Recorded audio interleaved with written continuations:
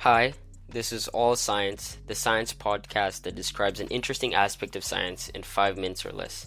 I am Joshua G., a guest podcaster, and for this episode, I will be trying to explain hybrid cars. So, for those who are oblivious to what a hybrid car is, imagine a normal fuel-powered car and an electric car. Now, these pair have a baby, and that baby, we would call it a hybrid car. The hybrid car shares both a fuel-powered combustion engine, powertrain, and an electric powertrain. So for us to completely understand a hybrid car, we must first understand each component. In order for me to paint the perfect picture of a hybrid car, I must first explain its two main powertrains, that is, the combustion engine and the electric engine. The combustion engine was invented in 1872 by scientists Niklaus Otto and Gottlieb Daimler. These two were both German and were working together, so this is probably how it went down. Daimler, what is this you have made?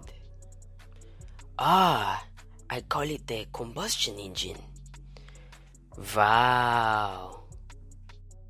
Just as the name perceives, the internal combustion engine operates on the premises of burning a mixture of both fuel and oxygen, then that energy is turned into work. The engine works in 4 simple cycles. Cycle 1, the intake.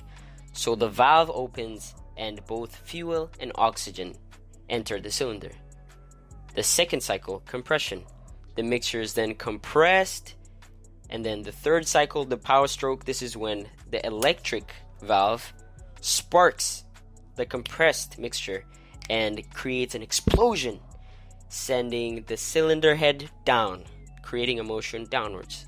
And the fourth cycle is the exhaust cycle, where the exhaust manifold opens up and the burnt fuel and gas escape through the valve. Now it's time for me to explain the electric powertrain. So pop culture would have you believe that the electric car was actually invented by Elon Musk. But this is far from the truth. The electric powertrain actually dates back to 1832, even before the combustion engine. Inventor Robert Anderson created an electric motor and was able to power a small little bike. Obviously, this was far from practical. But since then, the electric car has evolved immensely. Right now, you can purchase your very own battery-powered electric automobile that functions with the same efficiency and practicality as any other combustion engine. Or even better, the two main components behind an electric car's thrust is an electric motor and a battery. These parts are obviously very intricate, but the backbone science laws behind these parts is actually electric magnets, and this is taught in high school. So simple, would you imagine? But for those who are still unaware, electric motor generates rotational force by placing an electrically charged magnet in the middle of another larger magnet. As the poles within the electrically charged magnet shift to align with the larger magnet's poles, you simply flip the electric charge and the poles flip. So it is a continual cycle that creates rotational movement that is then translated directly to the wheels. And obviously, we know that you can't store electrical energy. So that is what the battery is for. The battery stores electrical energy, but in the form of chemical energy. So the energy is then used for the charge within the electrical motor. Now that we understand both the combustion engine and the electric engine, we can now understand a hybrid. So a hybrid car is a car that has both these types of powertrain. But hybrid cars can vary. There's a full hybrid that has both powertrains and can drive simultaneously and also with each powertrain working by itself. There's a mild hybrid, which neither powertrains can drive the car by itself, but both together drive the car.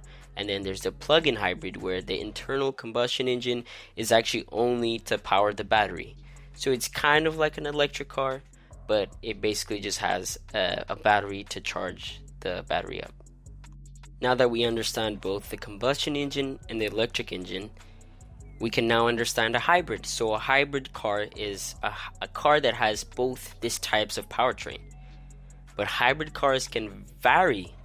There's a full hybrid that has both powertrains and can drive simultaneously and also with each powertrain working by itself. There's a mild hybrid which neither powertrains can drive the car by itself, but both together drive the car.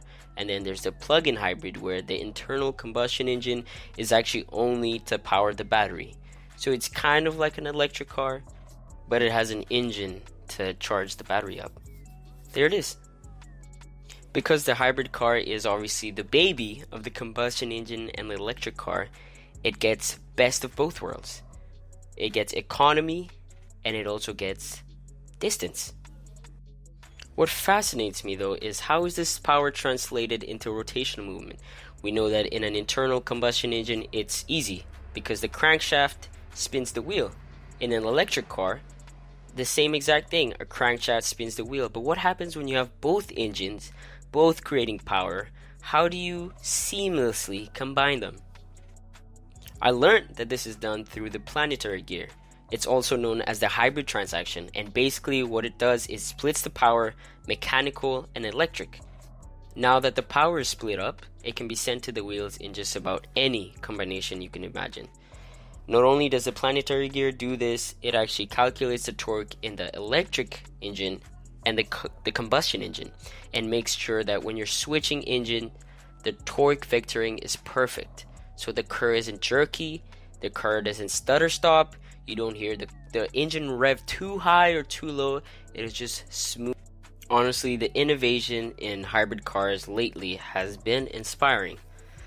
They actually discovered regenerative braking recently. So this might seem like a simple thing, but the fact that they applied it to a car is amazing. So basically, regenerative braking is they create brake pads that store the kinetic energy being lost while you're braking and turn it into heat. And that heat is used to charge up batteries. It might seem like such a simple concept, but it's just so efficient. Ladies and gentlemen, that is hybrid cars. I hope this was clear and I hope you were enlightened. Thank you so much. Thanks for listening to All This Science. Contact us at allthisscience@gmail.com if you'd like.